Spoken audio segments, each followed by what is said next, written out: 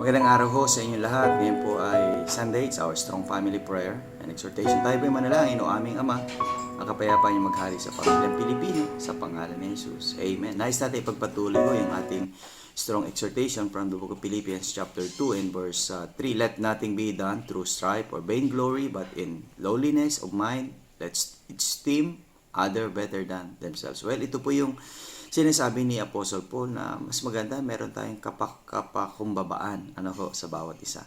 Na huwag natin itataas ang ating sarili, kundi itaas natin ang mga salita ng Diyos na naghahari sa ating buhay. Itaas natin ang biyaya ng Panginoon na naranasan natin sa buhay na ito. Itaas natin yung kaligtasan na natanggap natin at ibahagi naman natin ito sa bawat pamilyang Pilipino. At nawa, panalangin natin bago matapos ang taon na ito. Tanggapin ng bawat pamilyang Pilipino si Jesucristo na kanilang tagapagligtas. See you again tomorrow sa ating strong family prayer and exhortation.